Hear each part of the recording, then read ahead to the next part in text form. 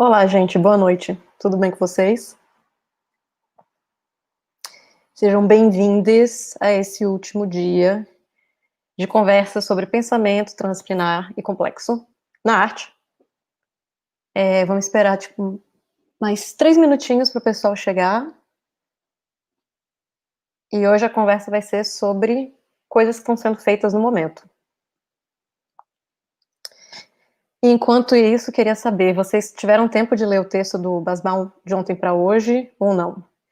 E conseguiram também assistir aquela outra aula sobre Pitágoras que eu sugeri para vocês, que os professores da música e da matemática tinham feito, porque vale super a pena, né?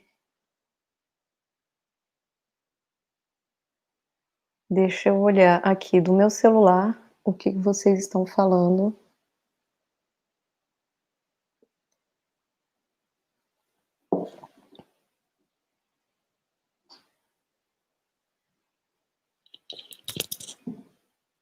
Tá carregando aqui.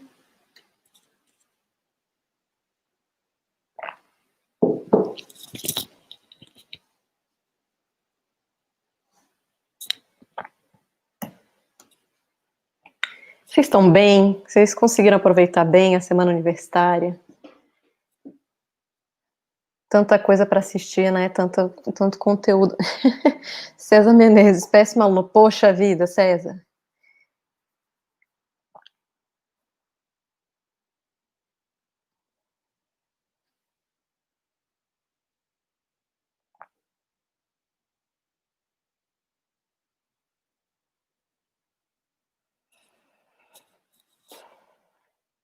Espera aí mais 2 minutinhos. Pergunta que eu faço sempre é se tem gente que está chegando hoje e aí viu os vídeos antes e tal, ou não, se chegou e caiu aqui de paraquedas. Se for o caso e pudesse apresentar e falar de qual departamento você vem, eu agradeço.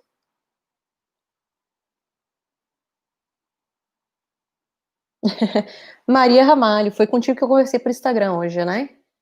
A Maria me colocou uma questão sobre. Opa, desculpe. Sobre a relação da fenomenologia com a transdisciplinaridade. Eu confesso que eu li, né, muitas coisas do Morin entre 2007 e 2018, e eu não me recordo dele falar especificamente de fenomenologia e existencialismo, né? Mas eu vou pesquisar isso, gente, e aí, próxima semana eu devo falar a respeito no meu Instagram, mas, enfim, possivelmente, né, ele tem relação também, né, porque são filosofias que, na sua base, têm uma ideia parecida, né, da nossa responsabilidade diante do mundo, diante das nossas atitudes e tudo. Então, acredito que sim, tenha uma ligação direta, mas eu não consigo me lembrar, honestamente, dessa referência do Morin em relação a Sartre. Qual o nome da aula, Tamires pergunta, que eu sugeri ontem, né, e tô falando hoje, é a sobre Pitágoras, matemático, músico e filósofo, eu acho que é o nome. Foi o pessoal da música que fez.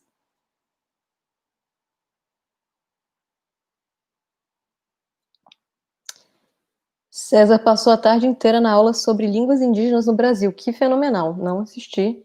Vou ter que assistir nesse final de semana, se ainda tiver online. Valesca maratonou o curso hoje. Que bacana, Valesca. Ok, tudo bem. Eu vou fazer uma introdução sobre o texto que eu passei ontem para vocês. Lucas Gabriel é de Letras Português. Tem gente de Cuiabá aqui, de Arte e Educação, que massa. Maria de Dança Contemporânea. Eu acho muito massa, gente, como vocês são de departamentos diferentes e vocês se interessaram pela ideia, né, de estudar transdisciplinaridade na arte. Queria, inclusive, saber, assim, quem não é das artes, o que interessou na ideia do curso, assim, foi a ideia do pensamento complexo? Foi o que exatamente?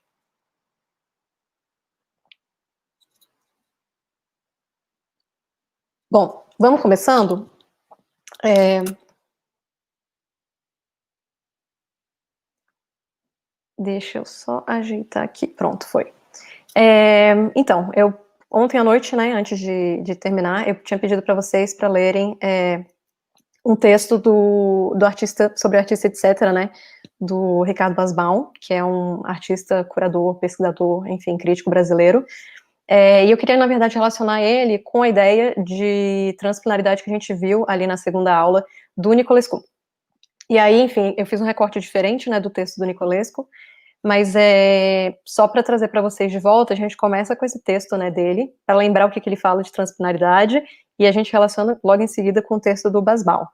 O Nicolescu diz, né, que a transplanaridade não opera no nível da fragmentação disciplinar intransponível, mas no da unidade do diverso, da unidade aberta do conhecimento. O saber resulta da articulação de uma rede de conhecimentos, que a gente tem falando a semana inteira, né, que não mais pertence ao nível dos opostos, das disciplinas segmentadas, e sim ao nível da articulação da unidade do diverso.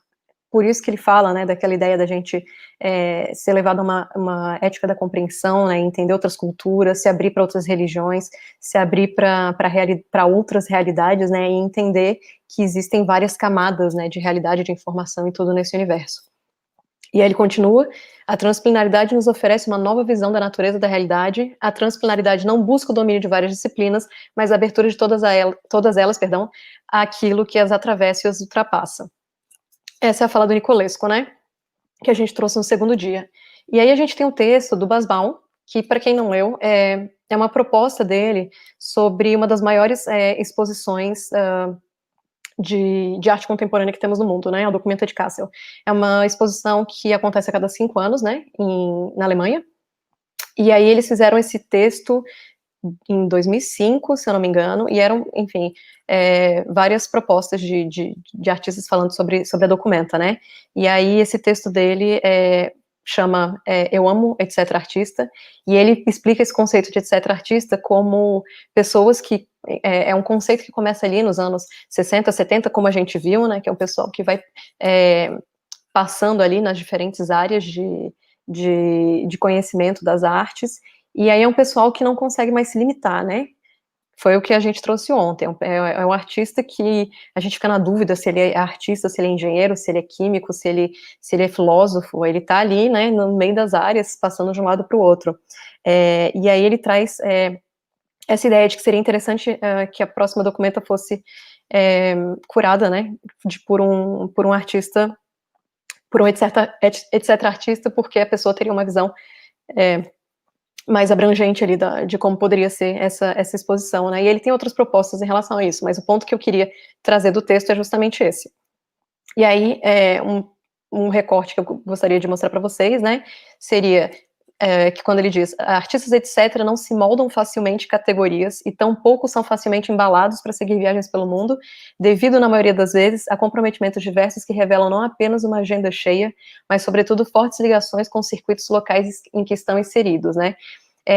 Porque, assim, ele fala aqui, né, que como a gente estava dizendo, né, não são artistas que trabalham só com artes fáceis de se colocar em galeria, né, de objetos, né, simples e tudo. Pode ser que eles trabalhem com isso também, não é uma questão, mas a questão é que existe todo um conceito, engajamento com diferentes disciplinas ali por trás, né, e aí ele continua com, o artista, etc., traz ainda para o primeiro plano conexões entre arte e vida e arte e comunidades, abrindo caminho para a rica e curiosa mistura entre singularidade e acaso, diferenças culturais e sociais e o pensamento. Se essa fala não é a definição do pensamento transdisciplinar e complexo, eu não sei o que seria, né, assim, eu acho que o Basbaum ilustra muito bem, assim, né, nesse texto, o que seria esse pensamento complexo dentro da arte contemporânea. Tô vendo que vocês já estão comentando aqui o que a gente está falando, só para fazer um parêntese, vou fazer como eu estava fazendo o resto da semana, no finalzinho da aula, eu volto para responder os comentários. Eu vou ficar aqui de olho só se der alguma pane, porque eu vou ter que mostrar alguns vídeos hoje, então se vocês não ouvirem, por exemplo, o som de algum vídeo, ou algo do gênero, vocês me avisam que eu tento resolver, ok? Então, bora lá, começando a partir dessa fala do Basbaum. Etc. Artista, né? Ontem a gente estava falando sobre o pessoal que estava trabalhando, né, nesses meios todos ali, como cientista, umas equipes multidisciplinares, descobrindo coisas, investigando coisas, se aventurando em áreas que não são necessariamente arte, né, mas que estão ali trazendo questões para o debate, né, da sociedade. E aí, assim, eu queria trazer também a ideia dos artistas que trabalham nos campos híbridos, né? Alguém trouxe a ideia ontem de que alguns artistas ficam ali entre o campo do inventor e das artes, e tem vários deles, né, desses artistas, etc., desses artistas transdisciplinares, que de fato se reconhecem nisso, né?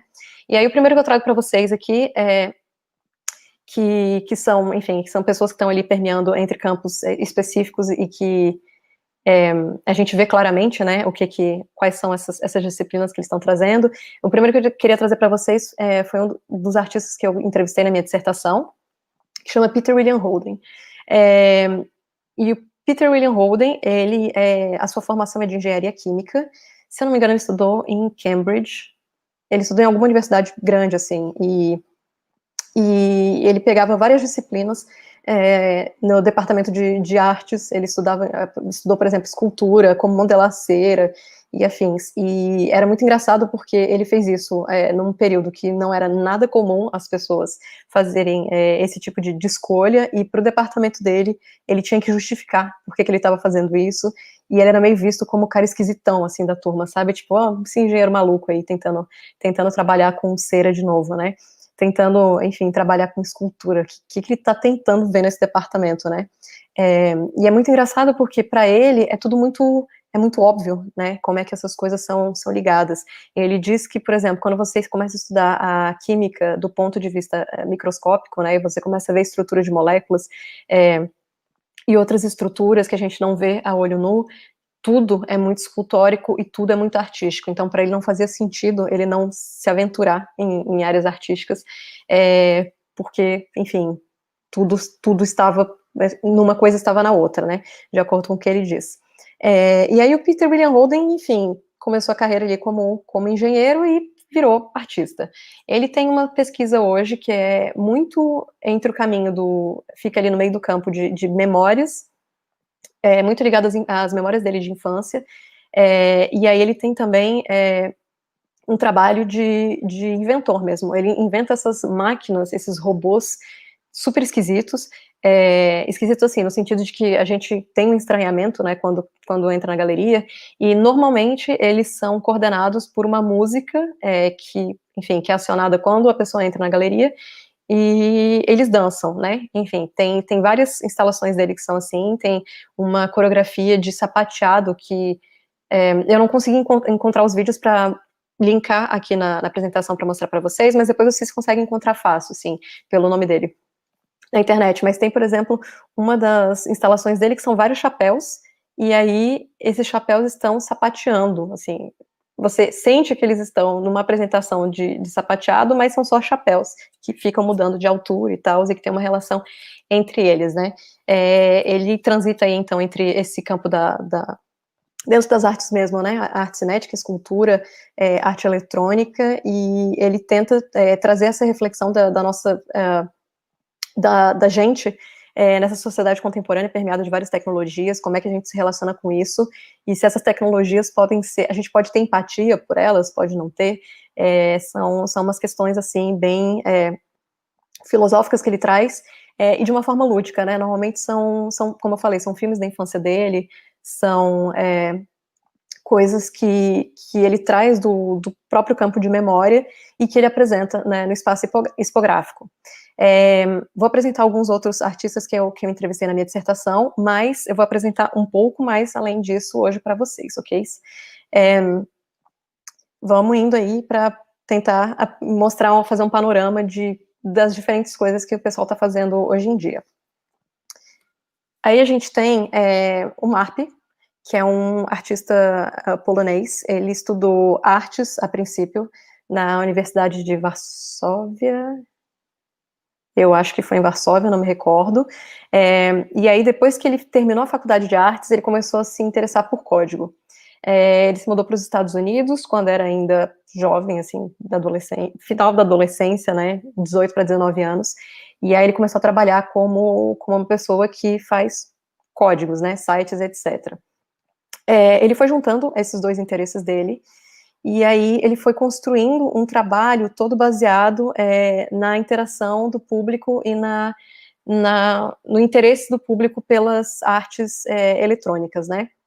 O MARP ele tem uma visão de que a arte ela precisa ser democrática, ela precisa ser acessível, ela precisa ser compartilhada o máximo possível. Tem um viés político anti-mercado nesse quesito, e tem a questão de tentar trazer uma conexão maior, né, com o público que se interessa por tecnologia, mas que não necessariamente se interessaria por arte, para ver as instalações dele e tudo, né. Então, nisso, ele tem obras, por exemplo, que as pessoas podem, elas mesmas, elas têm alguns controles de, qual é o nome disso, gente, em português? RTC Vive, vocês sabem aqueles controles que o pessoal usa para, enfim, tem vários captores no local, e o pessoal usa vários controles como se fosse de videogame para conseguir interagir com algo. É tipo uma espécie de Kinect, assim, mas são uns controles mesmo que o pessoal usa para, enfim, como se fosse de videogame mesmo. Eu não consigo me lembrar o nome disso, mas enfim, só para ilustrar para vocês. Ele tem, por exemplo, uma obra que o pessoal tem esses dois controles de videogame, uma espécie de um Nintendo Wii ali, e aí tem uma parede metafísica, enfim, dentro de um espaço imaginário. Esse espaço imaginário é visto pela pessoa num óculos de imersão total, e aí você pode grafitar essas paredes e realizar seu sonho de ser um grafiteiro e fazer a arte que você quiser, e desenhar coisas e fazer formas geométricas. É bem massa, assim, esse trabalho, para quem não é das artes, para conhecer, e tem uma parte que é muito bacana disso, que é, você pode testar essas obras dele no site dele diretamente. Depois também é só jogar aí MARP no Google, vocês acham facilmente o site dele, e quase todas as obras dele que você pode testar sem precisar desses óculos de imersão, você consegue fazer. Inclusive, algumas são adaptadas, mesmo que fossem de óculos de imersão, você consegue fazer. Se você tiver na sua casa também um óculos de imersão, tipo aqueles da Samsung e etc., e quiser acoplar seu celular para ver a obra dele, também é possível. A ideia é justamente essa, de abrir o máximo possível e acessar o máximo de pessoas possível a partir disso. Essa obra aqui que eu trago para vocês é uma obra que ele apresentou em vários países, inclusive ela foi para Brasília, num evento chamado Noite no Museu, que foi no CCBB em 2017. Não sei se tinha gente que está aqui assistindo, que estava presente. Era a obra que estava atrás do Scott, o DJ, né? E aí o MARP tem essa obra que é uma obra interativa. Ela pode ser interativa de duas formas. Uma, você entrando no site dele, usando seu celular e usando seu computador, e aí você desenha e você vê a interação acontecer entre as duas telas. Você pode chamar seus amigos para mandar o link, por exemplo, para vocês brincarem ali no site e ver essa interação dos dois lados. Ou ele, como ele faz com mais frequência, ele coloca em grandes espaços abertos ou em grandes espaços positivos para as pessoas interagirem com o toque da mão ali e se sentirem parte da obra, né? É um processo de imersão, assim, profundo que as pessoas têm.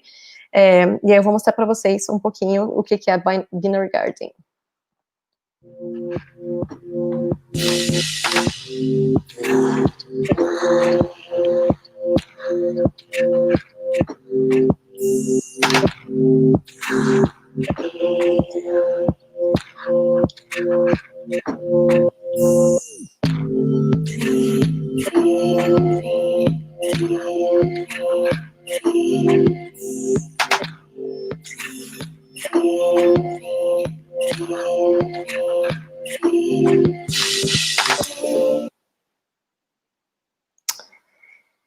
Pronto, apresentando para vocês, mais ou menos, eu acho que dá para entender, né, como é que o pessoal pode interagir com a obra, e vocês podem interagir com ela de casa, né, porque ele tem essa ideia realmente da arte ser acessível e democrática.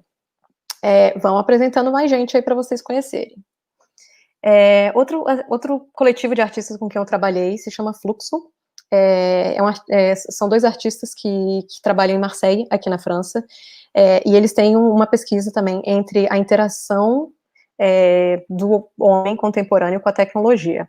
Existem alguns trabalhos deles que falam sobre a questão dessa tecnologia interferindo no meio ambiente, né? Enfim, o que acontece enfim, se você tiver zilhões centrais para serem armazenamento de dados de nuvens, né? Ou como é que a tecnologia ela se conecta entre os diferentes países, etc. Mas eles também têm outras pesquisas que são um pouco mais inovadoras, digamos assim, e aí uma delas é esse trabalho do Venetian Walks, que é uma ideia de apresentar uma peça teatral que não precise de atores e que a pessoa possa interagir lendo ali o roteiro e imaginando o que está acontecendo e sendo guiado pelo espaço do teatro, né? Eles têm outras pesquisas de, por exemplo, terem peças teatrais que tem um ator e outro ator trabalhando com inteligência artificial ou trabalhando a longas distâncias, ou fazendo uma peça teatral por conferência, né? E é engraçado que eles tinham essa pesquisa já faz 3, 4 anos, né? E isso é uma coisa que a gente começa a ver agora se popularizar durante o confinamento, né? Enfim, tem vários grupos de teatro fazendo esse tipo de peça, né? Organizando apresentações online, e eles estavam pensando nisso já há 3, 4 anos, pensando justamente como essa tecnologia evoluiria e como seria a nossa interação num futuro talvez distante, né? E a gente vê que não é tão distante assim. Bora continuando aí nos artistas. Um outro artista que eu queria trazer para vocês é o pessoal do estúdio alemão Unformative. O Cedric Kiefer, que é o diretor e fundador do estúdio, ele assim, a base dele de estudo é em design. Assim, uma coisa que eu esqueci de falar, o Diego Ortiz e a Javiera, que são os do Fluxo, a obra, o coletivo anterior que eu mostrei, os dois têm formação em cinema. E eles foram para as artes visuais total, assim. E agora, mostrando para vocês, o Cedric é designer, e aí ele tem a ideia esse design que possa ser inteligente, que possa se adaptar à vida, que possa ser algo que ajude as pessoas de alguma forma, né? Ele foi bastante também para o campo da arte visual, arte eletrônica, ele participa de, enfim, grandes exposições mundo afora. Mas o trabalho que eu queria trazer para vocês aqui especificamente é uma grande questão, né, que a gente tem agora dos anos 50 para cá, quando a gente tem esse apagamento do gênio criador, né, como eu mencionei para vocês ontem, que tem vezes, né, que por mais que a gente estude, guarde e tente, né, juntar informação e conseguir criar coisas, eventualmente rola de você travar e você não conseguir criar, né. E aí o Unformative, eles propõem, em parceria com um grupo de dança, se eu não me engano alemão, uma solução vinculada à inteligência artificial. A ideia é o seguinte, eles se baseiam no texto do Kandinsky, ponto e linha sobre plano, de como as formas podem ser perfeitas e harmônicas, etc., né, um grande estudo do Kandinsky a respeito da geometria que a gente tem na vida, né, no dia a dia, e aí eles trazem isso para uma projeção guiada por inteligência artificial que estudou movimentos de bailarinos durante muito tempo. E aí o que acontece? O bailarino, quando ele entra nessa obra, ele é exposto a uma sequência de desenhos e de formas geométricas que vão inspirar ele a fazer uma coreografia e que ele vai interagir com isso. Só o ato dele já interagir com essa máquina, digamos assim, já é algo que, enfim, que é inovador e poético, mas ele vai conseguir tirar insights disso. A ideia realmente é ser uma máquina, digamos assim, para auxiliar o processo criativo. E aí eu vou mostrar para vocês essa obra agora. Ela tá sem som mesmo, viu? Ó, e vocês vão vendo, esse desenho vai sendo feito, né, no chão ou na parede, como ele vai sendo projetado. E aí, a partir disso, ele vai guiando os passos do bailarino. É meio que inspirada no Dance Dance Revolution, aqueles outros videogames, jogos de videogame que a gente tinha, né, nos anos 2000, para conseguir se inspirar, para conseguir aprender a dançar, perdão. E aí ele usa essa tecnologia para inspirar os dançarinos, né, a fazerem essa coreografia.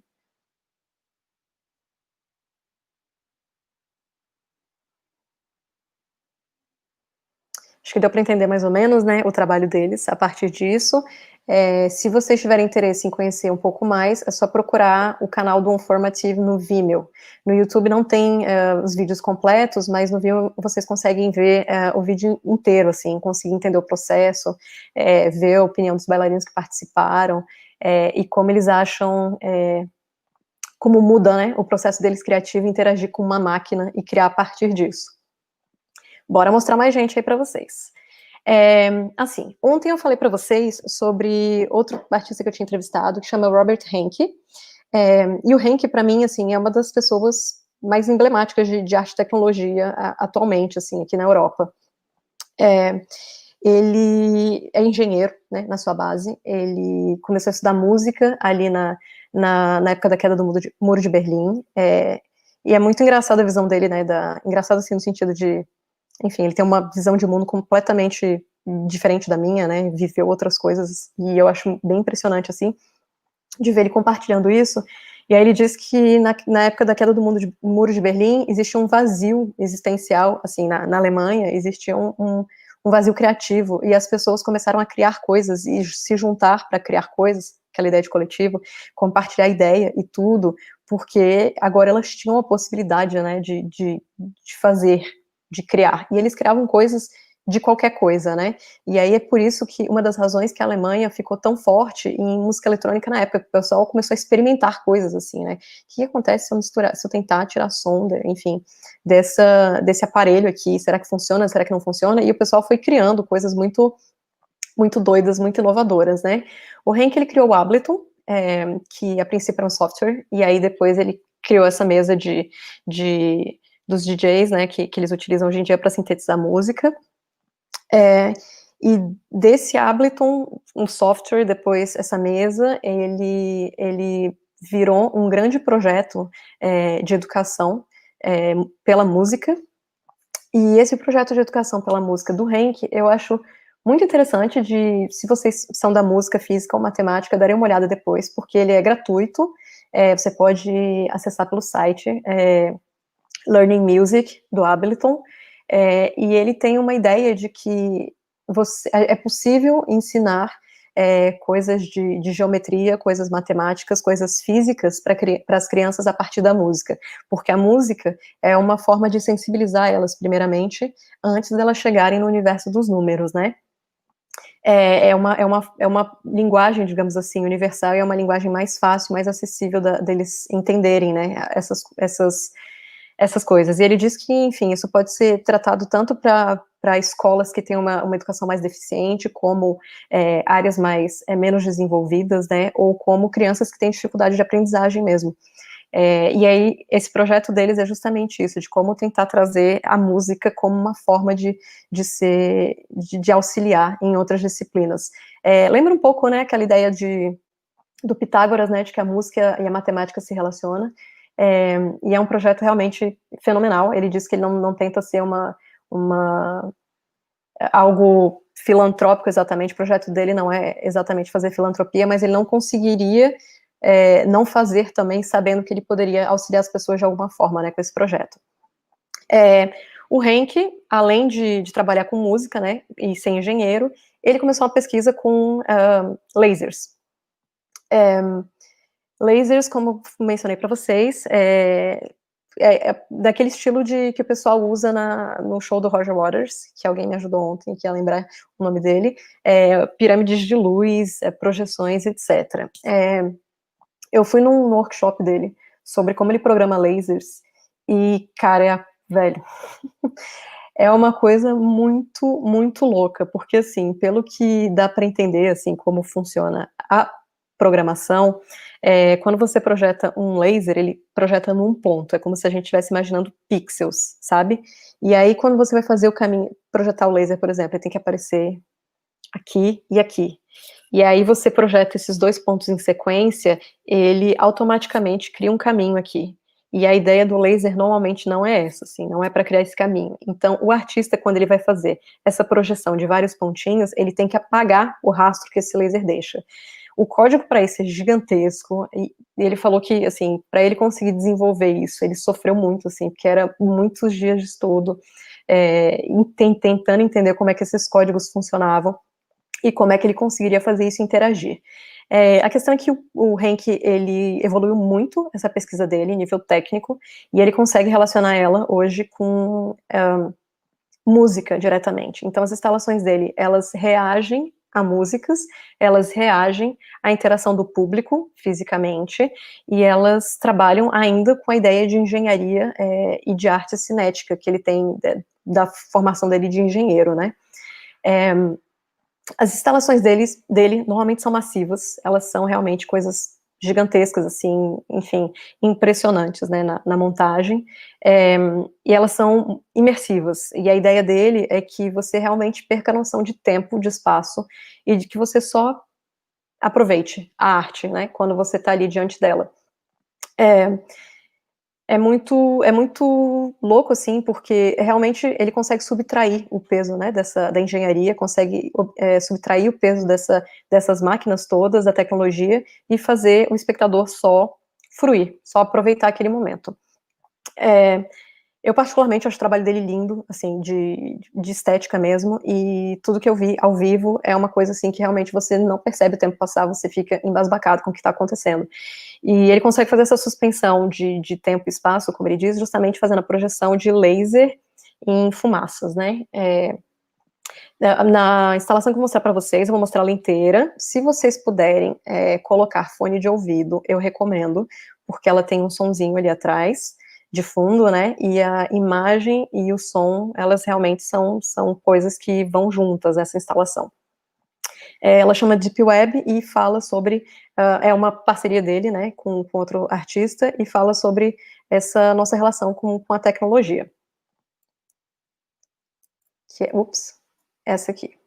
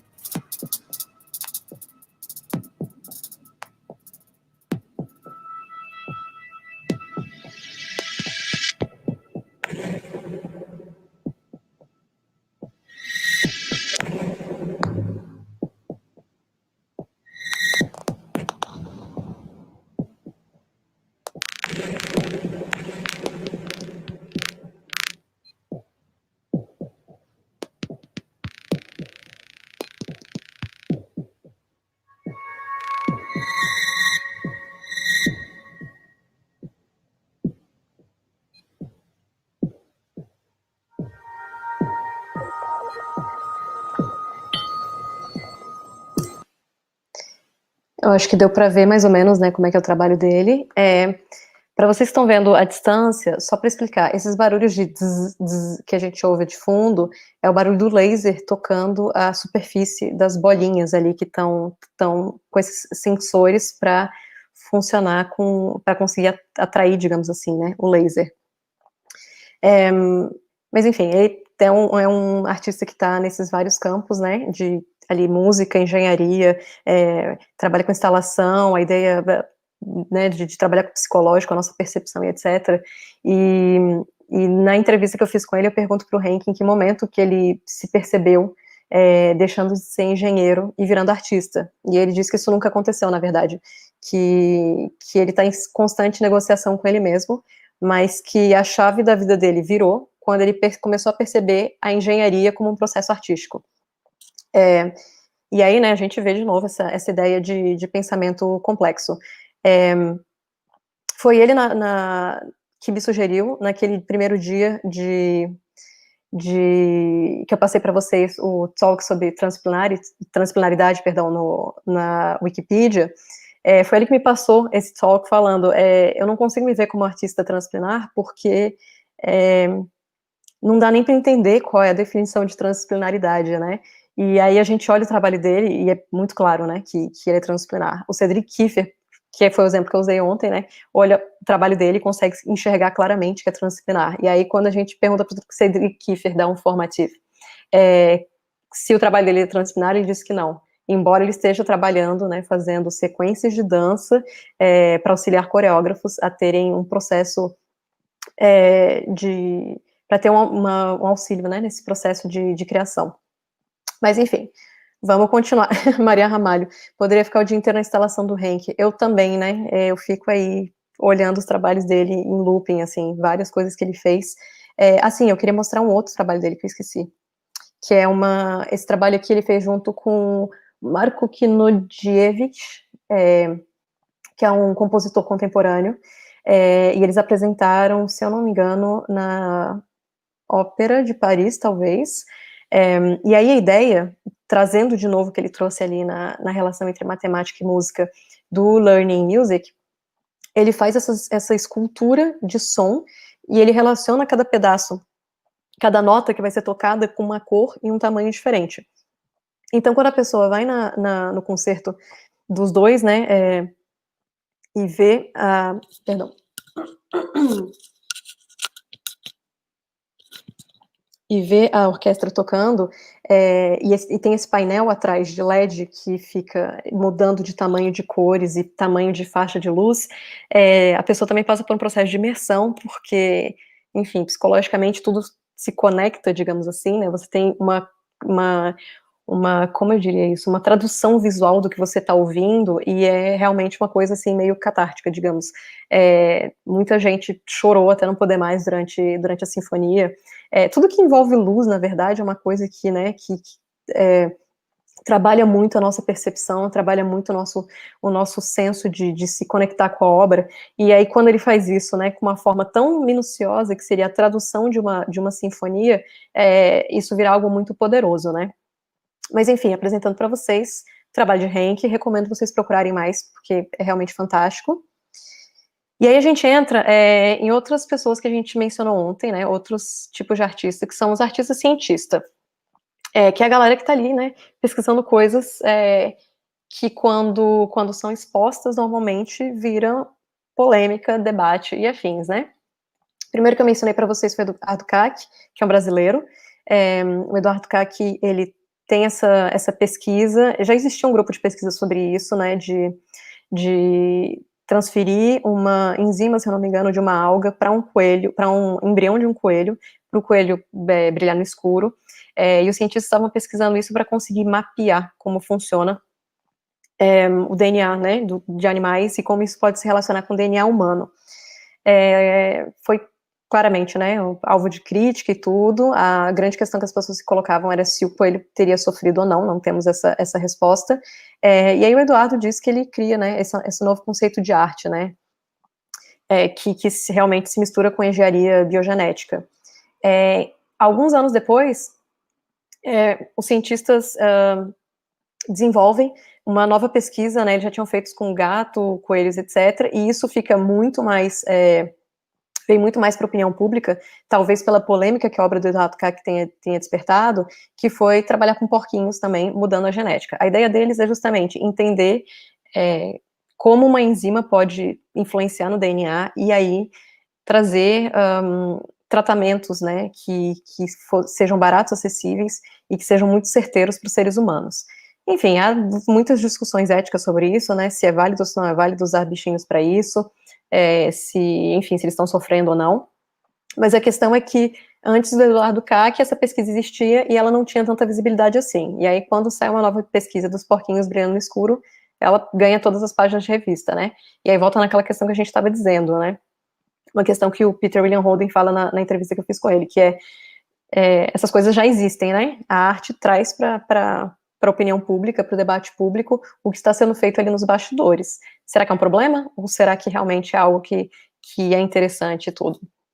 Vamos continuar com o pessoal ali na pesquisa, depois de Eduardo Kac. Temos o Sterlark, que é um artista australiano. Eu sei que algumas pessoas vão achar essa imagem bem bizarra. Ele tem uma pesquisa também de muitos anos de como implantar uma orelha no braço.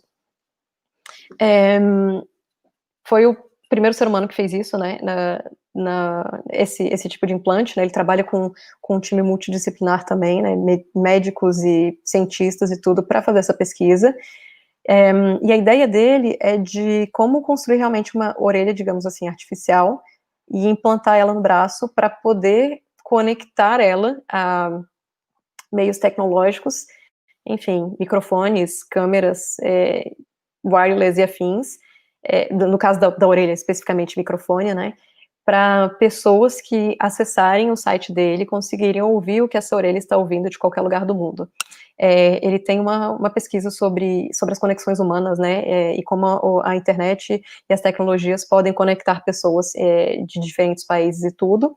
Até o momento não deu muito certo as tentativas dele de conseguir fazer as pessoas, né, utilizarem a sua orelha para captar sons e conseguir ouvir em outro canto, mas enfim, é outra pessoa que traz para debate o que está sendo feito de engenharia genética, né, uma orelha no braço, é uma questão assim, né, que traz para a opinião pública. A gente tem o Warren Katz também, fazendo um trabalho de criar carne artificial em laboratório. Mais uma obra polêmica, né, porque eles trabalham com uma cultura baseada em carne de bichos, né, de referência de bichos vivos, mas que não foi tirada, de fato, nenhum pedaço de nenhum bichinho para essa carne crescer. Ela tem que ser alimentada constantemente.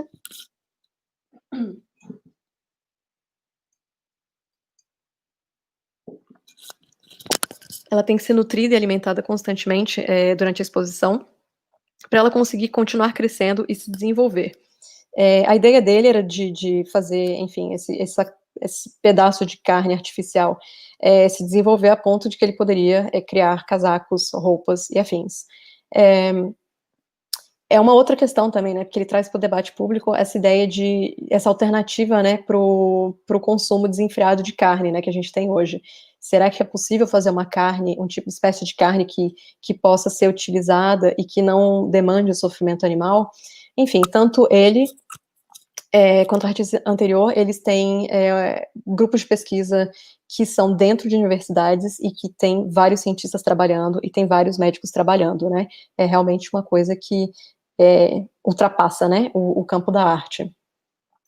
E aí a gente tem o Marco Donnarumma, que é um outro artista que eu entrevistei para minha pesquisa, e o Marco, ele, por si só, é cientista já, né? Ele tem uma formação em engenharia de som, e aí ele tem uma pesquisa forte, né, em como o nosso corpo funciona, lembrando um pouco aquela pesquisa do John Cage, né, da gente se relacionar com o silêncio, etc. E aí ele desenvolveu, por ser engenheiro, esses sensores de movimento humano. A ideia dos sensores dele é captar os microsons, assim, que o nosso organismo faz quando está correndo a nossa circulação, quando os músculos se movem e etc. Ele tem essa obra especificamente, que eu esqueci o nome, Nigredo, que é o seguinte, ele coloca o espectador dentro de um espaço completamente isolado acusticamente, e essa pessoa é lotada de sensores no corpo inteiro. E esses sensores, eles vão captar o som do próprio corpo dela, e esse som do próprio corpo dela vai ser devolvido para essa sala, em que ela possa realmente saber qual é o barulho da circulação sanguínea, qual é o barulho de como funciona a oxigenação, qual é o barulho dos músculos dela quando ela se mexe. É um trabalho muito, muito filosófico, porque ele traz a ideia da pessoa fazer uma imersão nela mesma. E quando a gente vê os relatos das pessoas em relação a isso, elas têm uma experiência, assim, quase mística, dentro de uma obra desse tipo. O Marco, ele trabalha muito com a inteligência artificial. Ele trabalha com... Hoje a pesquisa dele é muito voltada para quais os limites da inteligência artificial na sociedade e como ela pode afetar o ser humano, né? Que é uma discussão, assim, que a gente tem mais ou menos, né, por aí, mas ele tem um trabalho muito forte sobre isso. Então, as obras dele, muito constantemente, elas reagem por conta própria à performance que ele ou que outros artistas que estão trabalhando com ele estão fazendo. E aí, às vezes, ele leva choques, por exemplo, dessa máquina, porque a máquina julga que, enfim, ele vai ser melhor, vai performar melhor, ou a máquina aumenta o som que ela está emitindo, porque ela acha que se ela fizer um som mais, não sei, mais grave e mais alto, ele vai mudar os batimentos cardíacos dele e ele vai fazer uma outra forma de coreografia. E aí ele tem toda essa relação com a inteligência artificial e como essa inteligência artificial pode influenciar na criação artística, né? E aí aqui eu trago um depoimento de uma das pessoas que participou dessa obra.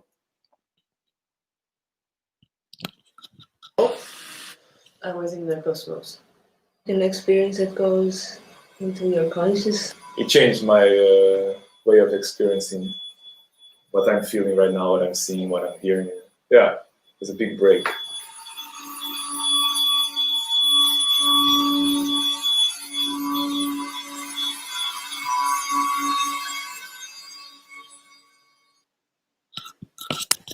Vocês ouviram esses sons super incômodos no fundo, super agudos, meio graves também, assim, esquisitos, como se fosse uma microfonia? É justamente esse o som do nosso corpo, né, quando é ouvido em nível microscópico. E aí, para quem não conseguiu seguir a legenda, as pessoas dizem que elas estavam, a mulher diz, né, eu tenho a impressão que eu estava no cosmos, né, eu estava enfim, numa experiência profunda, e aí a seguinte pessoa, né, o homem que participou dessa instalação fala que ele participou de uma experiência que realmente mudou a percepção dele das coisas, mudou, né, a relação dele com o universo.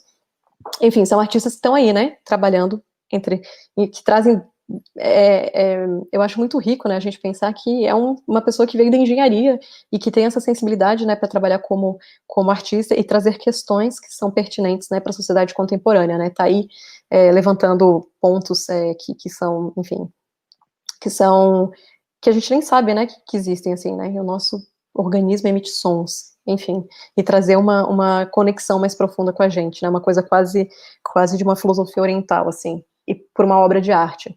Eu acho muito poderoso como trabalho. Mas vamos continuando. Também falando de artista cientista, eu queria trazer, não necessariamente Kapur, porque não foi a equipe dele que criou isso, mas eu queria trazer para vocês o conceito de Vanta Black. Não sei se vocês já ouviram falar disso ou não, mas Vanta Black foi o preto mais preto dos pretos que já foi inventado no mundo. Ele é utilizado em meio científico e ele é muito bem-vindo para pessoas que trabalham com microscópios ou com telescópios e elas precisam eliminar todos os reflexos que tem ao redor daquela área que está sendo analisada. Não sei se vocês estão percebendo, mas são dois papéis alumínio, né? Um reflete, porque é normal do papel alumínio refletir, e o outro, com o Vanta Black, ele não consegue refletir a luz porque essa luz é absorvida, né? Esse pigmento foi criado por uma enfim, empresa, e ela tinha essa parceria para utilizar justamente no meio científico, e o Anish Kapoor, que é um artista contemporâneo, ele compra os direitos exclusivos de utilizar essa tinta como um artista, né? Além dos cientistas, ele é a única pessoa do mundo que pode utilizar o Vanta Black numa obra. Também uma questão polêmica, né, dele não deixar outros artistas acessarem isso, mas a justificativa é que você ter uma tinta dessa forma que elimina todas as possibilidades de iluminação, de reflexo e profundidade nas mãos das pessoas erradas, isso pode ser um grande problema, né? Enfim, imagina alguém pintar isso no meio de uma cidade, assim, as pessoas vão achar que tem um buraco no meio do caminho e na verdade não tem, porque é isso o Vanta Black, né? Vou mostrar para vocês aqui como é que ele funciona, para vocês terem uma ideia de como é impressionante, assim, em nível de tecnologia.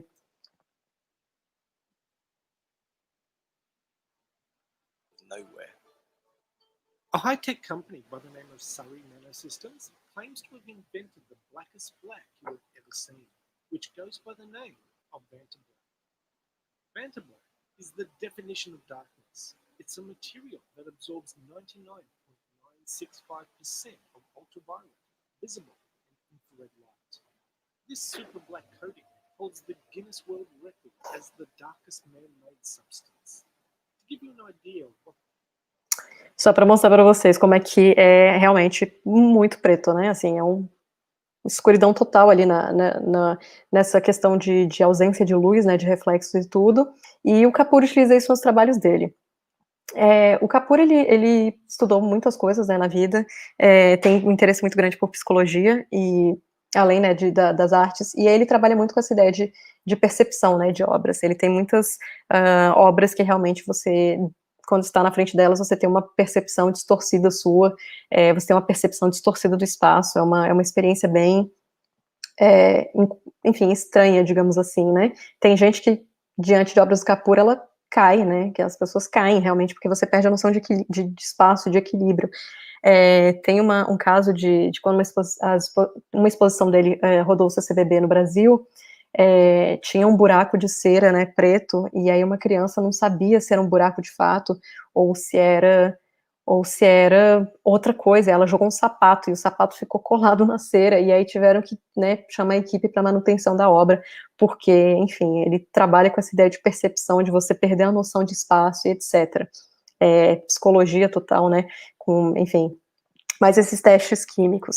Ele em si não é exatamente uma pessoa que faz essa pesquisa química, mas tem outras pessoas que estão ali na frente de pesquisas de pigmentos, que é uma pessoa que ficou muito brava por ele não poder trabalhar com o pigmento preto do Kapur, que chama Stuart Semple. O Stuart Semple, ele é um artista que ele é muito conhecido pelo seu ativismo em comunicar com o público mais jovem e transformar a arte em algo que seja mais democrático. E aí, para ele, realmente, uma pessoa ter todos os direitos de uma tinta que é negra é um problema, né, gigantesco.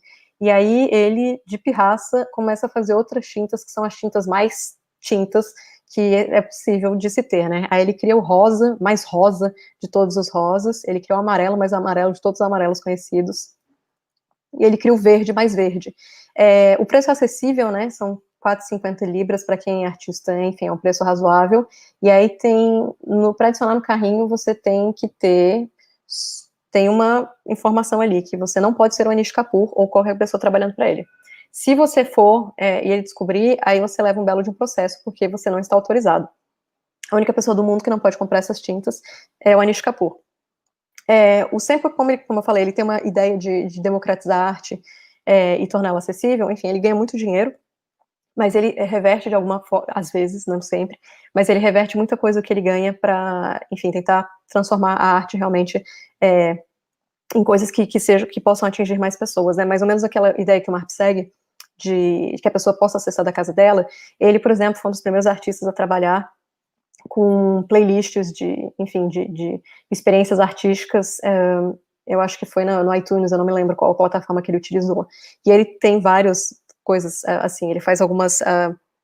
ele defende muito, por exemplo, o pessoal utilizar redes sociais, né, se comunicar com o público por Instagram, para a arte ser algo democrático e acessível para as pessoas.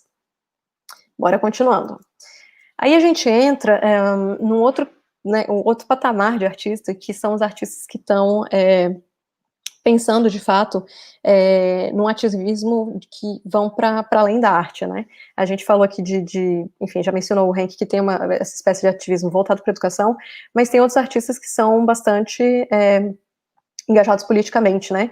Gente que, como William Kentridge, que é um dos artistas que eu vou apresentar aqui, ele fala, quando você é um artista ativista de fato, você corre risco de vida constantemente, né? Você está batendo de frente contra governos, você está batendo de frente contra a destruição da sociedade contemporânea, né? Você está batendo de frente com elites, e você está denunciando isso né, e dedicando sua vida a isso. É muito comum que esses artistas ativistas, eles se misturem, né? A vida deles se misture completamente com a obra de arte, e aí você não tem mais exatamente o limite do que é a obra, do que é o artista, porque ele vive tanto aquilo que, enfim, é uma imersão total, né, na causa. E aí a gente tem o Kentridge, como eu mencionei, né, ele é um artista sul-africano, ele viveu o apartheid, e ele não entendia muito bem na época o que era, assim, ele tem um ranço consigo mesmo, digamos assim, em relação a isso, e ele tem muita raiva desse período do país dele, e depois que ele conseguiu entender, se engajar politicamente e tudo, no que era o apartheid, e aí ele começou a realmente falar sobre isso, né. Kentridge começou a fazer obras artísticas mais velho, se eu não me engano ele tinha 36 ou 38 anos, e ele faz um trabalho, assim, é uma das coisas, assim, mais poderosas que eu já vi na vida, assim, eu me recordo de uma exposição dele que eu vi em São Paulo, eu chorei de início ao fim, porque você entende, assim, você não precisa falar nenhuma língua específica, você não precisa entender exatamente o contexto, você só vê os e-mails, você só vê as imagens, os desenhos e as projeções que ele faz, e você consegue entender a dor que ele está tentando passar, o desespero que ele está tentando passar por aquelas imagens, e toda injustiça, né, toda aquela, enfim, aquele sistema horroroso que o país dele viveu, né. E o Kentridge, ele diz que enfim, ele estudou, na verdade, ciência política, e ele não sabia exatamente se ele ia virar artista ou não, e ele começou a fazer uns experimentos, e aí as pessoas começaram a sugerir para ele como é que ele tinha que fazer esses experimentos, né, e aí eu trago para vocês essa fala dele. Eu me pergunto muitas vezes como pude viver tão tranquilo todos esses anos, que me dediquei a decidir o que queria ser. Mesmo assim, me aconselharam que, pouco importando o que fizesse, eu deveria me especializar. Se fosse desenhar, que desenhasse. Se preferisse o cinema, que filmasse. Caso contrário, eu me tornaria um amateur. Do francês, amador, né, uma pessoa que faz as coisas mal feitas. E aí ele conclui com: levei um tempo para aprender que a única maneira de me tornar artista passava por não me especializar e misturar o que sabia. Às vezes é necessário construir um absurdo para demonstrar os limites do sentido. Eu acho essa fala dele fenomenal, porque justamente, né, ele mostra como essa especialização, né, essa hiperdisciplina da arte, ela às vezes perde a forma de se comunicar, né, a forma dele de se expressar seria juntando a ciência política, juntando a fotografia, juntando o desenho, juntando tudo que ele sabe fazer, e ele quer comunicar. Isso é uma fala dele de uma entrevista, e ele continua dizendo que ele conseguiu entender que ele era um artista a partir do momento que ele parou de ver as pessoas com condescendência. Ele disse que no início ele queria comunicar e ele queria que as pessoas entendessem o que ele estava falando. E ele se irritava que as pessoas não entendessem, não entendiam, né? Se irritava quando as pessoas não entendiam, perdão.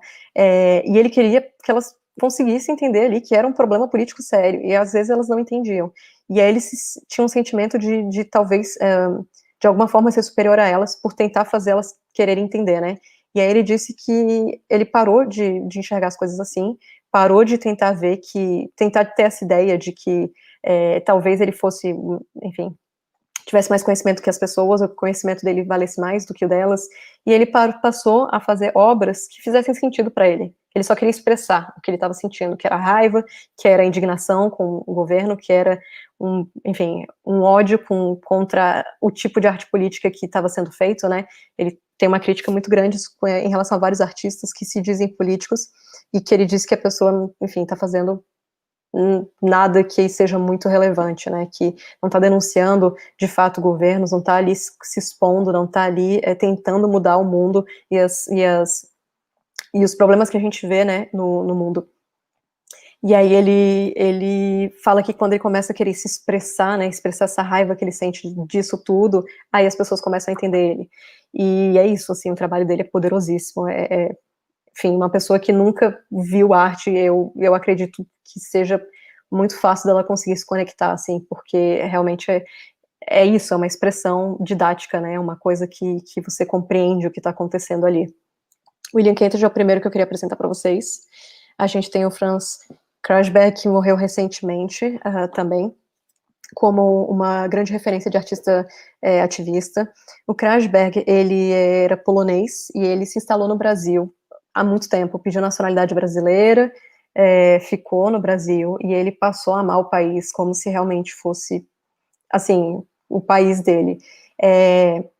Kreuzberg, ele tinha, né, uma arte ativista muito forte em relação à proteção do meio ambiente, em conscientizar as pessoas sobre o que está acontecendo, né, no mundo, a devastação da Amazônia, Mata Atlântica, Pantanal, enfim, eu acho que se ele tivesse vivo hoje, seria um grande desgosto para ele tudo o que está acontecendo atualmente, né, no país. E ele trabalha também de uma forma muito, muito didática, enfim, talvez metalinguística, que ele pega com uma certa frequência árvores queimadas justamente desses incêndios criminosos, e ele trabalhava com esculturas, né, em cima disso. O Kreuzberg, ele é uma dessas pessoas que realmente o ativismo virou algo da vida, né? Ele compra um terreno na Bahia e esse terreno é uma das últimas áreas de preservação ambiental da região e ele protege com todas as forças que ele tem, assim, para ninguém destruir aquela parte do sítio dele. E o sítio dele, para vocês terem ideia, ele é útil para o projeto Tamar, para tartarugas. Ali quando ele sai para o mar, ele tem tartarugas que vão para lá desovar, tinham, enfim, baleias que apareciam e tudo. Era realmente a ideia dele era de criar realmente um santuário ali, que misturasse a arte e que misturasse essa ideia de proteger a vida, né? Dizem que a Bienal de 2016 no Brasil, ela se chamava Incerteza Viva, se eu não me engano, e ela tratou do tema justamente do homem em relação ao planeta, em relação à ecologia, por causa do Kreuzberg, né? Ele já estava velhinho, foi convidado para participar da Bienal, e ele falou que ele só participaria se ela fosse uma Bienal política, se ela fosse uma Bienal que trabalhasse apenas com artistas que trouxessem essa questão. E essa foi uma das bienais mais poderosas que eu já fui na vida também, assim, muita gente, muito incrível, um processo de descoberta gigante, assim, muitos artistas que estavam sendo exibidos pela primeira vez e que estavam fazendo um trabalho, assim, que conseguia dialogar com o público, né? E eu vou apresentar para vocês agora um outro artista que justamente estava nessa bienal, que eu não sei pronunciar o nome dele, mas eu acredito que seja Mkal Eyoungakpa, que é um artista de Camarões, não lembro como fala em português, desculpe, Camarões, eu acredito. E aí ele tem essa instalação que ele traz para a Bienal, de São Paulo. Essa instalação, assim, você entra na sala e aí você se sente dentro de uma floresta, você ouve o barulho dos pássaros, você ouve o barulho dos grilos, você sente a umidade de se estar dentro de uma floresta, e ela não tinha toda essa luz que a gente está vendo aqui, né, essa câmera deve ter trabalhado aí com ISO um pouco, ISO e abertura de lente alta para a gente conseguir ver tudo isso, mas ela era bem escura e você realmente se sente ali na floresta. E aí quando você começa a se conectar com a instalação, você olha para o chão e tem 2 pulmões. E esses pulmões, eles estão ali, vibrando e respirando, e se enraizando pelos cantos da galeria.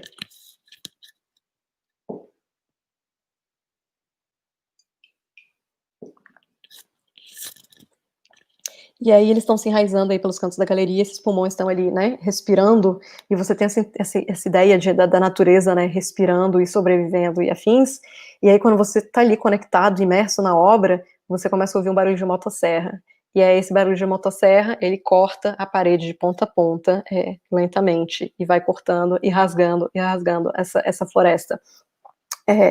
É uma obra que causa um incômodo gigantesco, né, porque você sente como se você estivesse presente, né, nesse momento ali, né, nessas árvores que estão sendo podadas e estão sangrando, né. O artista, ele tem uma pesquisa muito forte, né, em relação a isso. Ele, na verdade, a formação dele é em botânica, ele, se eu não me engano, ele tem mestrado e doutorado em estudos botânicos, ele não era artista, e ele vê na arte uma forma de comunicar essa emergência da gente se preocupar, né, com o nosso mundo, né. Vocês estão vendo aqui, né, a quantidade de pessoas que não eram do mundo artístico, que não acreditaram muito nessa ideia da arte ser precisar ser extremamente especializada para conseguir se comunicar com o público, e que justamente por eles trazerem um olhar de outra área, por eles trazerem uma vivência, né, de outro lugar, esse conhecimento, né, como diz o Mohan, de você aprender algo e viver aquilo, eles trazem isso para o campo da arte, eles conseguem ser muito bem-sucedidos também, né, não só pessoas que estudaram arte conseguem fazer isso, né, pessoas de outras áreas trazendo isso trazendo o que elas têm de conhecimento para dentro da arte, elas também conseguem comunicar, elas também conseguem ter essa força. E aí a gente entra, estamos bem no finalzinho já da aula, gente, a gente tem o Olafur Eliasson, que é um dos meus artistas favoritos hoje. O Olafur, ele fala sobre aquecimento global, ele fala sobre a destruição do planeta, ele fala sobre, enfim, camada de ozônio, sobre distribuição de renda que deveria ser igualitária, sobre povos que a gente não está vendo que existe, sobre a civilização estar destruindo áreas que não deveria estar, nem ter chegado perto, sobre várias espécies estarem em extinção, enfim, o Olafur tem uma preocupação gigantesca com o que está acontecendo, né, no nosso tempo.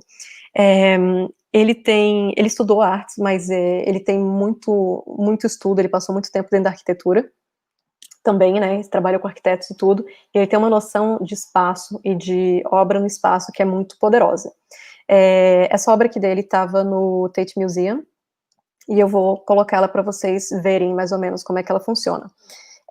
Antes disso, só para falar o que o público, né, tinha como sensação passando, isso tem alguns vídeos que a gente consegue achar na internet com o pessoal falando, existem alguns sentimentos variados, né, em relação a essa obra.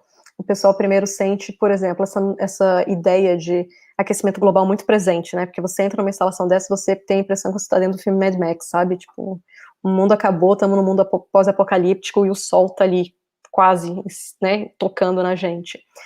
Mas ao mesmo tempo você tem essa sensação, por ser uma esfera de luz, assim, muito forte, e tem meio que essa fumaça no local da instalação, as pessoas entram em estado de contemplação, e elas têm uma espécie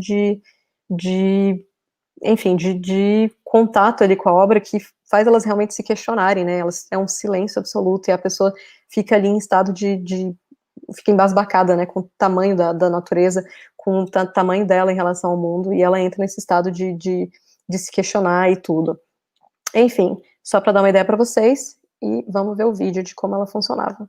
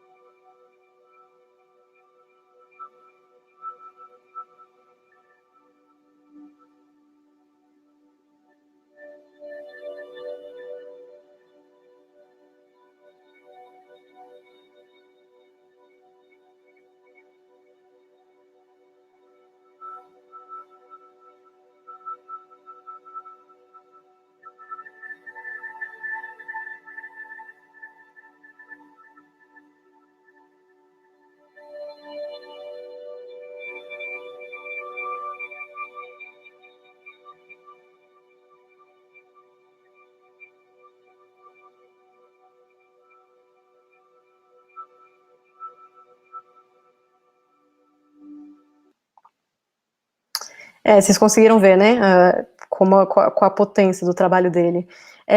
O Eliasson, além de ter esse tipo de trabalho que realmente cria uma conexão com o público, mesmo que não seja um público das artes, né, qualquer pessoa, assim, não vou falar qualquer pessoa, assim, porque, né, não sabemos qual a realidade de cada um, mas há uma grande chance de uma pessoa entrar numa galeria com essa obra e conseguir entender que ele está falando, né, trazendo o sol ali para dentro do espaço expositivo, né, e trazer uma conexão, né, conseguir causar esse sentimento em relação à obra.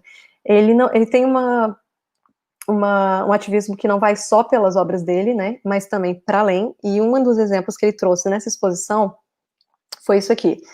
Você poderia comprar ali na lojinha do Tate esse solzinho, que ele tem atrás uma bateria, e ela é recarregada por luz solar. Cada solzinho que você comprava, você mandava esse aparelho para uma pessoa que não tinha acesso à iluminação dentro de casa. De acordo com o Olafur, o que ele pensou foi o seguinte, primeiro que, enfim, a gente tem que olhar, né, para o que está acontecendo no restante do mundo, e tem muitas pessoas que não têm iluminação em casa, e elas são obrigadas a viver, enfim, de forma vulnerável, né, ou são obrigadas a utilizar formas de energia que não são boas para elas, né, do tipo querosene, gasolina e afins, para conseguir ter um mínimo de luz. E aí, a ideia dele é de, ao mesmo tempo, boicotar a indústria do petróleo, né, justamente para essas pessoas não terem que utilizar isso, e elas terem esse acesso à luz. Ele distribuiu não sei quantos milhões de florzinha, porque ele é muito pop, digamos assim, né, como artista. Ele é uma pessoa que é muito carismática, as pessoas compram as ideias dele, e ele conseguiu fazer esse grande ato de ativismo, né, em relação a esse trabalho, né, é um trabalho que vai para além do que é arte. Sobre isso, eu estava conversando hoje com um amigo mais cedo, falando dos artistas que eu ia apresentar, né, pedindo opinião de uma pessoa que não é das artes, de como é que ele percebia isso, e a pergunta que ele me colocou foi, mas é considerado arte o que ele está fazendo? Porque isso é um ativismo muito profundo, né, e aí eu achei essa questão genial, assim, porque é bem isso, né, a gente chegou num momento em que a arte pode ser qualquer coisa, né, a arte pode ser vista em diferentes, ultrapassando tudo, né, a arte pode ser ciência, a arte pode ser ativismo, a arte pode ser psicologia, a arte pode ser, enfim, um grande questionador da alma humana, um grande questionador de tudo que está acontecendo, e eu acho que a nossa visão, principalmente para quem está fazendo arte agora, mas para outras pessoas, né, que estão aqui assistindo essas aulas, eu acho que a nossa visão em relação ao que está acontecendo no mundo, no momento, ela pode, né, ser realmente mais expandida, e ela pode realmente, ela não precisa ser fechada, né, numa caixinha, ela não precisa se limitar à visão disciplinar, ela não precisa se limitar à visão disciplinar, como diz o Nicolescu, em uma única realidade, né, você não precisa ser um tradutor que está trabalhando unicamente no Brasil com com um povo de língua que fala português, né, você pode tentar entender o que está para além disso também, né, você não precisa ser um engenheiro que trabalha só com engenharia, você pode tentar entender o que está para além da sua área, como a sua área se comunica com outras áreas, né, mas assim, tentar desenvolver talvez um interesse genuíno, né, de como essas áreas podem se comunicar, porque a partir do momento que a gente consegue enxergar, como diz o Charles Innes, que eventualmente tudo se conecta, eu acredito que realmente a gente tem uma noção maior, né, do que é a nossa realidade, do que é o nosso mundo, do que é a nossa função em relação a isso. Eu tenho, assim, para terminar, né, eu tenho essa visão que é um pouco apaixonada, digamos assim, pela transdisciplinaridade, pelo pensamento complexo. Estou aprendendo tanto quanto vocês a respeito, estou estudando sempre que eu posso, para tentar justamente ampliar meus campos e tudo. Já anotei várias coisas que eu vou pesquisar depois que eu terminar esse curso, porque vocês me passaram muita referência, e eu acho isso extremamente rico, né, essa troca. Enfim, eu nada, né, todo mundo todos os teóricos, né, que falam desse pensamento transdisciplinar, eles falam muito dessa troca, né, entre professor e aluno, né, que de fato não existe uma hierarquia ali, né, que o que é interessante é justamente essa troca de informação nesses níveis, enfim, como uma partilha mesmo de conhecimento, né, mas que eu queria dizer que eu talvez eu tenha essa visão apaixonada, eu não queria converter vocês para para nada, queria apresentar para vocês como a transplanaridade pode ser algo que muda, né, a nossa visão de mundo. E aí, para finalizar esse curso, eu queria fechar com uma fala do Agamben, que é um filósofo italiano que ainda está vivo, e que ele fala sobre o que é o homem contemporâneo, né? O que é o homem que está vivendo aqui hoje, século XXI, nesse planeta. E ele diz: o contemporâneo não é apenas aquele que, percebendo a escuridão do presente, apreende a sua luz inalienável. É também aquele que, dividindo e interpelando o tempo, é capaz de transformá-lo e de relacioná-lo com os outros tempos, de nele ler de modo inédito a história, de citá-la segundo uma necessidade que não provém de maneira alguma do seu arbítrio, mas de uma exigência à qual não pode não responder. É como se aquela invisível luz, que é o escuro do presente, projetasse a sua sombra sobre o passado, e este, tocado por este facho de sombra, adquirisse a capacidade de responder às trevas do agora. E é isso, gente. Muito obrigado por essa semana, muito obrigada por vocês terem participado desse curso, terem me acompanhado todos esses dias.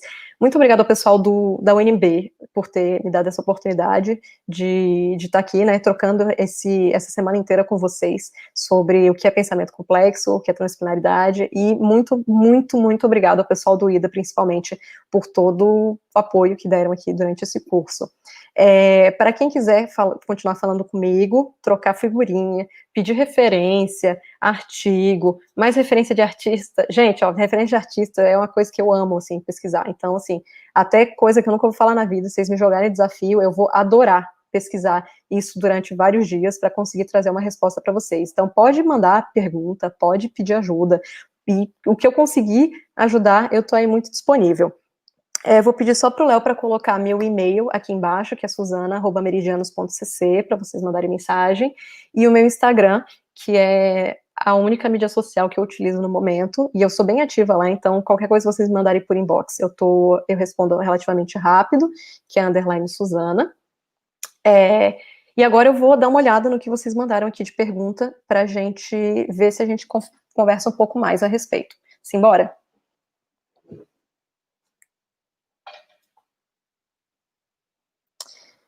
Simbora, simbora, simbora. Deixa eu sair daqui, que eu acho que vai ser mais fácil olhar pelo computador.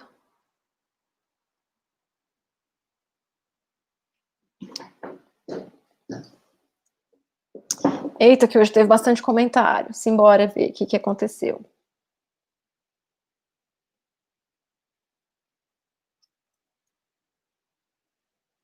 Como sempre, vocês muito gentis, muito educados, me dando boa noite. Boa noite a todos, gente.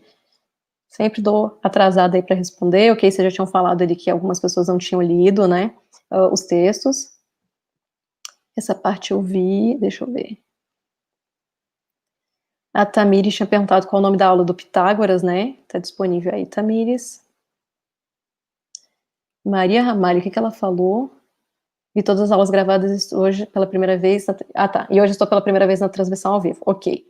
No problema. O Paulo também fez a mesma coisa que ela, ok. Valesca, um monte de gente chegou hoje, gente, que massa isso, né? Enfim, feliz que vocês... Espero que vocês tenham se sentido acolhidos aqui e bem-vindos, mesmo sendo de outras áreas, mesmo não sendo da UNB.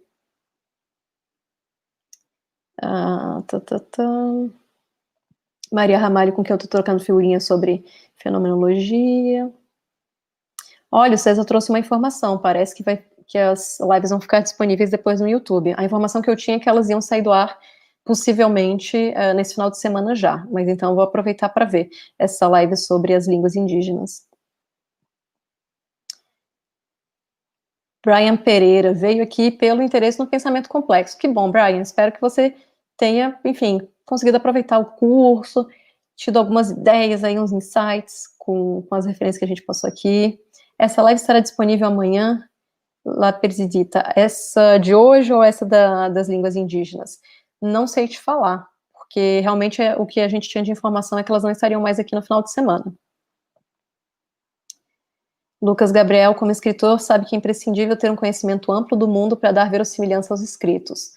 Faz sentido, né? Essa nossa ideia de abrir um pouco a cabeça para novas culturas e novas realidades, né? Para fazer uma arte que dialogue melhor com a sociedade, né? César mandou os links para as aulas de línguas indígenas brasileiras, gente, então pode dar uma olhada ali, aproveitar e salvar. O pessoal da UNB colocou o texto do artista etc. aqui. Sariana, não conheço, vou dar um screenshot aqui para eu salvar, para eu pesquisar. Uma pessoa da engenharia elétrica que hoje é artista, olha só, mais uma referência aí das pessoas que vieram de outras áreas e que estão aí trabalhando loucamente no mundo das artes, né? Olha, Tamires é da área de saúde e não consegue pensar em saúde ou no ser humano sem relacionar com diversos outros fatores. Tamires tem uma fala do Obrist, que é o curador que a gente falou ontem, justamente sobre isso, sobre a medicina. Ele disse que quando... Ele está numa entrevista com... Eu acho que é com Shinzen, não tenho certeza, que é um artista que já faleceu, contemporâneo, que também tinha um trabalho super transdisciplinar. E aí ele fala que ele acha que a arte, essa fala eu já citei antes, mas ele fala que ele acha que a arte ela perdeu essa energia porque ela parou de se comunicar com outras áreas, né? Que os artistas estão se isolando cada vez mais no universo artístico e cada vez mais disciplinar. E ele traz isso também para a medicina. Ele diz que a medicina foi a que mais perdeu com essa disciplinarização, né, do conhecimento, porque justamente quando as pessoas não conseguem mais conectar tantos os times, né, enfim, isso aí é uma leitura para além do que ele fala, mas assim, quando as equipes não conseguem entender a necessidade de um dos outros, né, enfim, técnico, de enfermagem, enfermeiro, médico e afins, e tem aquela espécie de hierarquia ali, em vez de trabalhar com equipe, essa é uma questão 1, mas a questão 2, não conseguir entender as coisas que estão relacionadas no corpo como geral, né, como ver a medicina oriental, como ver a Ayurveda, como ver a medicina chinesa, né, que seria, não sei, uma dor de dente pode ser porque você está andando torto, e aí você demora anos para descobrir isso, né, em vez de você tratar só remediando, você vai tentar entender a raiz daquilo e tentar tratar a partir disso. Ele diz que ela perde muito, né, porque justamente a gente não consegue mais entender que o corpo é um sistema complexo, e como um sistema complexo, ele precisa perceber que todas as partes realmente fazem parte desse todo, né. É uma fala do Obrist, que é um curador, né, mas ele tem essa visão bem complexa, né, sobre a medicina. Tamires, ela ama a UNB por isso, pois me permite pegar várias matérias de vários departamentos. Cara, eu também, eu sou muito grata por ter passado pela UNB. Eu acho que você falou que você chegou aqui hoje, né? Eu fiz meu mestrado em Lyon Lumière, aqui na França, mas, assim, a bagagem que a UNB me trouxe é algo que eu realmente só posso agradecer, assim, de verdade, é incrível. E aí eu volto aqui na minha militância, gente. Se vocês forem da UNB e puderem pegar disciplinas de outros departamentos e tiverem condições psicológicas, enfim, e saúde para isso, façam isso. Se aventurem naquelas disciplinas mais loucas que vocês pensarem em pegar. Teve uma pessoa que mandou e-mail, inclusive, que é do turismo, que me falou, as pessoas ficam me julgando porque eu me interesso por outras disciplinas que não tem nada a ver com a minha área. Cara, isso é tão rico, né? Tipo, aproveita, esquece o que o pessoal tá falando. Daqui a 10 anos você vai descobrir para que isso está servindo. Talvez agora não faça sentido. Mas se você tem interesse, aproveita o interesse, vai lá. Vai, enfim, se dedica, que uma hora você vai entender como é que isso se conecta com a sua área. Não sei como, né, não posso te dizer como vai ser, mas uma hora você consegue perceber isso. Maria Ramalho, que incrível o fluxo já estar pensando em peças teatrais por videoconferência. Pois é, né, com 2, 3 anos de antecedência. Muito boa essa obra de dança, perdi o nome do canal do Vimeo. É Onformative, que é o nome desse estúdio alemão. E o nome do artista que fez isso é Cedric Kieffer, Kieffer. Mágico trabalho do Henk, concordo. Afrontoso demais o sample, eu também concordo, cara. Sangue no olho, né? O cara tava muito possesso. Mas eu consigo entender também a decisão do Kapur quando esse pigmento é perigoso de ser usado. Excelente seleção dos artistas, Suzana, muito sensível e inspiradora. Que bom, gente. Que bom, César. Fico feliz que você tenha gostado. Ele participou daquela série Abstracts da Netflix. Eu não conheço essa série. De quem que eu estava falando nesse momento, gente? Foi o Eliasson? Não tenho ideia. Muito legal ver essa gama de transdisciplinaridade, foi muito bom o curso. Que bom, gente. Que bom, que bom, que bom. Foi ótimo. Imagina, não agradeçam, realmente não fiz mais que minha obrigação, como diria minha mãe. Lucas de Oliveira Laurindo. Os vídeos deram uma esperança no mundo ainda muito disciplinar. Eu acho que a arte está aí para isso, né? Para trazer para a gente novas questões. Perdão. Para trazer para a gente novas questões, novas formas de pensar esses problemas do mundo complexo, para trazer realmente novos diálogos, né? E para trazer também, por que não, esperança, né? Eu acho que, eu particularmente, quando eu me afasto da arte, eu percebo que eu viro uma pessoa bem ranzinza e que eu perco muito, assim, meu interesse, assim, pelas coisas, sabe? E isso não tô falando só de arte visual, né? A gente tem isso, enfim, em qualquer campo artístico, a gente precisa de arte para viver, né? O pai do Kentridge, ele era advogado e ele disse que ele não consegue entender para que o filho dele fazia as coisas. E aí a resposta do Kentridge era sempre, justamente por não ter uma necessidade que se faz tão efetivo, assim, que se faz tão necessário eu estar falando dessas coisas. Talvez, enfim, para você não faça o menor sentido porque você é advogado e você não veja sentido em arte contemporânea, né? Tudo que não é clássico não pode não ser bem-vindo. Mas para mim eu preciso me expressar. E eu acho que é isso, assim, a arte traz, né, esse diálogo com a sociedade. João Manuel repensou várias coisas. Que bom, fico muito feliz. Ai, gente, que felicidade todas essas mensagens. Valesca de Tchá também curtiu o curso. Que bom, fico muito feliz. Ah, sobre o Eliasson. Obrigada, Joyce. Então era abstract sobre Eliasson mesmo. Vou dar uma pesquisada, porque eu não conheço essa série. Fenomenal. Então é isso, gente. Se não tiverem mais perguntas, mais angústias nem nada, é só me mandar e-mail, mensagens e afins, que eu estou aí disponível para vocês, ok? Muito grata, novamente, pelo tempo de vocês, pela disponibilidade. E é isso. Quem pudesse enveredar aí pelo universo transdisciplinar, eu acho que o mundo está precisando. Tenha um ótimo final de semana, muito boa noite, e a gente talvez se encontre por aí novamente. Tchau, gente. Até.